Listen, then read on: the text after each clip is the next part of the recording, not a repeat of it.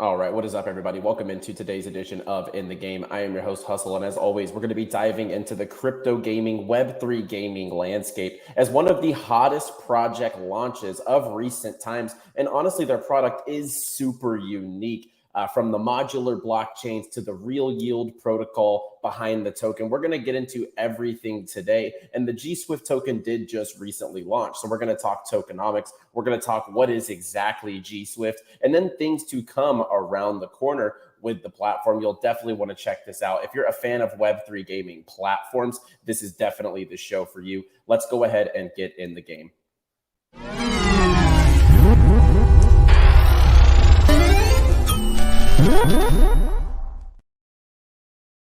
And first things first, guys, like the video down below and subscribe for more every single day here on In the Game and on Banter. And if you're bullish on Web3 gaming, just like I am, be sure to smash that like and leave some comments down below on the GameSwift protocol. As well, shout out to our sponsors here on Banter, Bybit, for all of your trading needs. And I actually think GameSwift is listed on Bybit, if I remember correctly. So yeah, you can actually trade this token today on Bybit, for example. So for all of your trading needs, longing, shorting, you can go check out Bybit in the link below, or 𝗕𝗁𝗄𝗃. 𝗕𝗁𝗄𝗃 does still cater to US customers. All this KYC nonsense going on, you can still trade down below for either of our exchange links, as well as NordVPN. Always navigate securely throughout the space. Never disclose your location or your IP address. And last but not least, our newest sponsor here on the show, SophiaVerse. SophiaVerse is combining AI and gaming in a really cool protocol, working with SingularityNet and other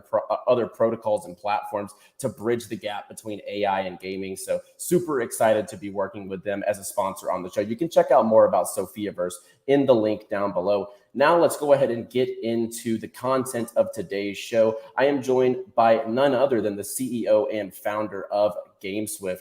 Pan, how are you doing today? Yes, I'm really fine. Thank you for having me here. Absolutely. You know, we've been discussing the platform, really looking forward. We completed all the challenges, you know, I forget it, the ground zero challenges. I think that's what they were called, right? So we made sure to get people engaged and involved there, and really excited for the token launch recently. So pleasure to have you on and kind of discuss everything about the platform. And for anyone who doesn't really, maybe this is their first time tuning in or they hadn't really heard much about GameSwift, can you go ahead and introduce GameSwift in your own words? Yes, definitely. Right now, the GameSwift token is at the first phase, which I call the preliminary phase. It is mostly relating to our core product, which is the gaming platform, where you can launch any game. But also in the future, you'll be able to trade any of your in-game assets without any blockchain know-how. Our goal was to not push and force our users into only one chain. So we are supporting all of different chains across the space. And at the same time, we pursued a gasless trading, which is very important from the perspective of the gamer. We believe that most gamers are not the traders. So we are not requiring them to have any blockchain know-how. We don't require them to have even their MetaMask wallet. They are just signing in with their Google or Apple ID or other supported social medias, and the whole magic is processed underneath. At the same time, your personal crypto wallet is created. All you need to do is just to connect your debit card or PayPal, and you will be able to trade, to buy any of those skins which are on chain as the form of tokens or NFTs without any hassle, without any blockchain related know-how. But this is only a tiny part of our whole ecosystem. Basically, we are also providing the whole infrastructure for Web3 gaming studios. We are incubating a lot of them. One of them is, for example, the 𝗕𝗬𝗕𝗬𝗍 and their core project 𝗪𝗏𝗪. This one of that was actually the big announcement during the Paris 𝗪𝗏𝗪𝗍 event, where along with Polygon we announced the cooperation with 𝗕𝗬𝗪. They are one of the biggest group of subsidiary gaming studios in the world, controlling more than 120 different gaming studios. The total number of their community of gamers is more than 20 million players, and they are mostly Web2 oriented.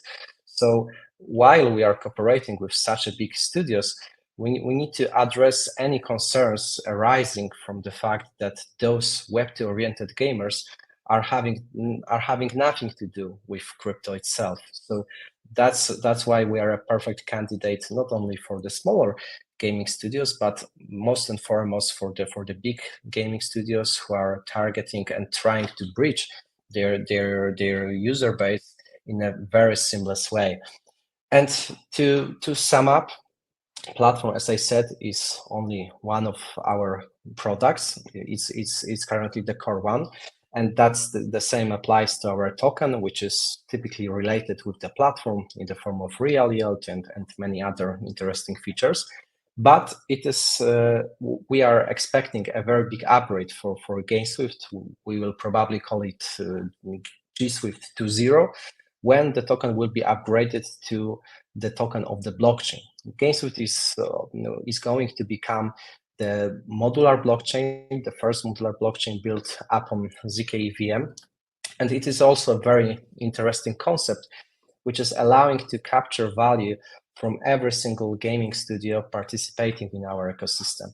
As in my opinion, a lot of modular ecosystems, like for example Cosmos, they are very great tech stack. They are having a very big developers activity, but they are struggling to distribute this value towards their native token. So our proprietary mechanism, which we developed, is shared security vault.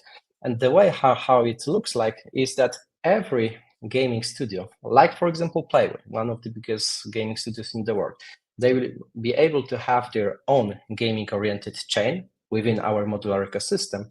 But in exchange for the security, they are going to reward our stakers and our validators in their native token of their chain. This means, from the perspective of GSwift staker, that once the chain will start, you will be able to earn and to be rewarded in the form of staking rewards with every single game plugged into our modular ecosystem. If we are going to have 100 games, this means 100 different tokens to your wallet in the form of staking rewards. And that's the part that I am the most bullish about. I expect that this modular blockchain after the testnet might go live at the end of this year. And this is something what I am playing for. Yeah, that's really exciting. And like you said, I think a lot of platforms out there do struggle with how do we reciprocate back to the people who do support us and hold the token. And I think that in gaming specifically, it's really hard to find that value for actually holding these tokens, especially during tough times, right? We don't know when the actual bull market's going to come back around. But if you do have that sustainability going back towards the token and the token holders, I think that that's really important. So that kind of falls under the real yield. So it's like marketplace fees and stuff like that. Is that correct? Yeah, so obviously, and that's only one of the utilities of the GSwift token. There is another killer feature, which we call a GameSwift Pay, which is yet to be announced. So we'll try not to front run any official announcements here.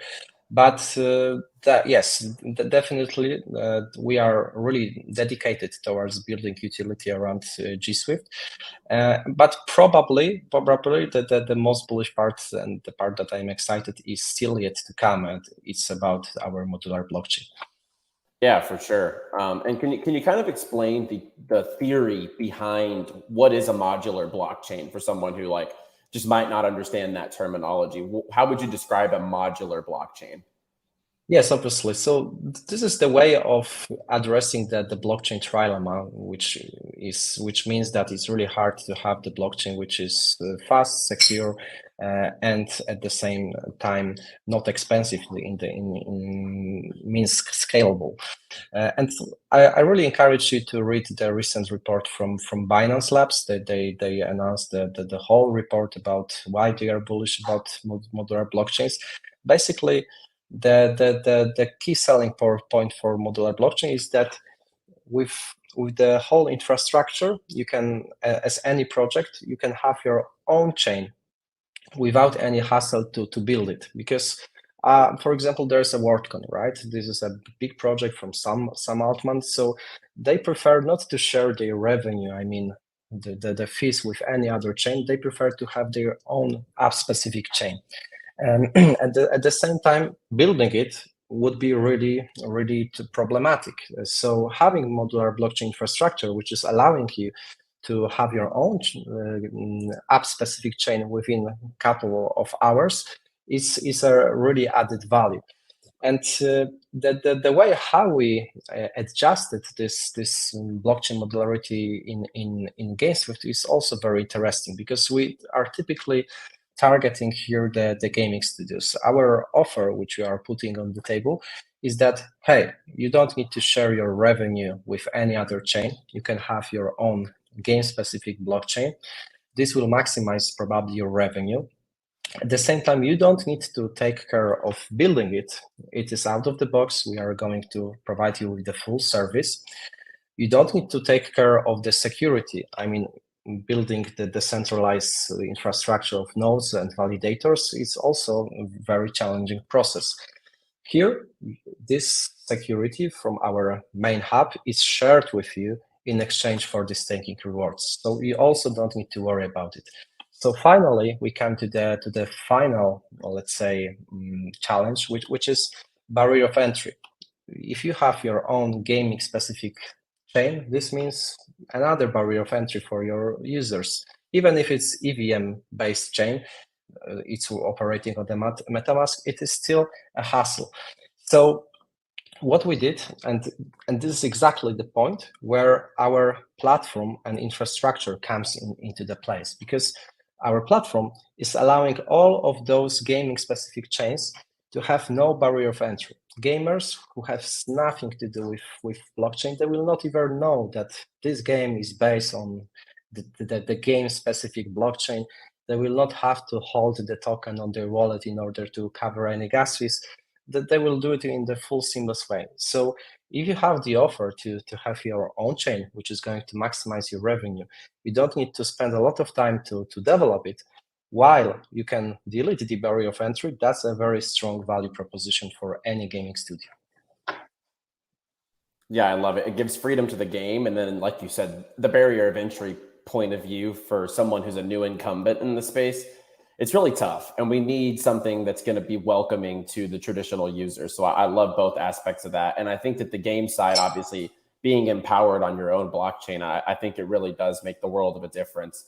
I would kind of, it's kind of a similar tech to, I guess, Avalanche subnets, but I think with the ZK potential on top of it, it just makes it a little cheaper to use and probably a little faster on the scalability. So I do love that. So yes, some Avalanche subnets is a good comparison. However, if you take a look, there is a pretty big fee which needs to be paid upon creating this chain. And during the bull market, I don't know how much this fee is right now, but during during the bull market, some of the products had to pay like a couple of hundreds thousands just for the possibility of building this chain. Here, we are not charging anything. Any gaming studio willing to have their own chain just need to buy back some number of GSwift tokens, which are not gone. They are being locked under their own validator. So it's not kind of the fee, it's kind of the position that they have in our GSwift token. It is creating and leading to the positive buying pressure. But also it is the revenue stream for those games and gaming studios, since they are going to be also rewarded with any other game-specific chains from our ecosystem. So I also believe that from the point of competitive advantage, we are much cheaper than Avalanche subnets. Yeah, I would agree, especially with that ZK potential and the way that you guys have built it out. I do think it would be just a little bit cheaper as well. And how many games currently are on GameSwift or like launching with GameSwift? Do you have an estimate in your head? Yes. So right now we have signed the agreement with 85 different gaming studios. But it's worth to consider that, for example, Playway within the agreement is going to deliver more than 100 games, and those are the working products. This is the pain point here in the Web3 gaming space, that we started this industry like 2-3 years ago, and there is a lot of funding, like more than $10 billion. but we still need a time factor to deliver and to let's say change those money into the real product. So having the products like Playway, which are already working, basically if you go to the Steam platform, 20% of Steam wishlist is relating to one of the games created within Playway ecosystem. So that's a huge numbers which are going to definitely boost our development. But at the same time, we are awaiting the introduction of Unreal Engine SDK. Right now, we are mostly supporting Unity-based games, but within a couple of weeks, we are going to be able to finally onboard Unreal Engine-based games, and this will be a huge boost also in the numbers. I expect that with this upgrade, we'll be able to easily cross 150 gaming studios until the end of this year. And that's, let's say, the first part of the cooperation. If you would like to cooperate with GameSwift, you can be listed on our platform. You have full marketing exposure, access to our community of gamers. Right now, it's more than 40,000 unique users registered to the platform. But also what you can do is to cooperate us on the blockchain layer, meaning that you have your own blockchain using our modular ecosystem. So that's our clients. That's how it looks like at this point.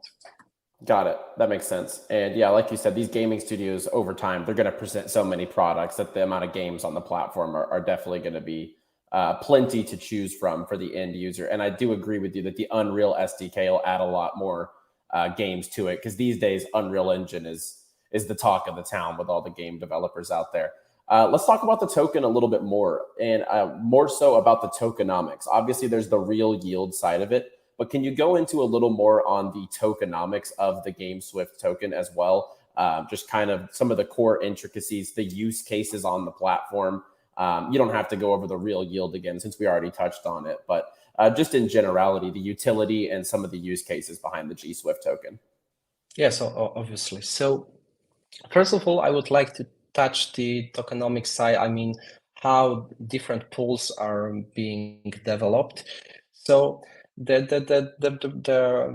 mistake that I observe with some of the token analysis is that people are typically taking a look at the fully diluted valuation, which is right now sitting around $100 million. But it's worth to observe that 50% of our total supply is locked under the governance, with no further plans for them to being unlocked in the near future. This is the way of building the power of governance. That's a very strong utility for our token, and this is very similar, for example, to Arbitrum, which is also having something around 50% of their total supply being locked.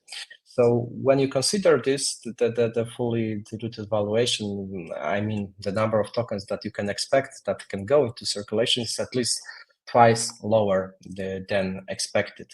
Another point is that similar like Arbitrum, our seed investors are under 12 months cliff, meaning that there are no unlocks for the seed investors for at least 12 months.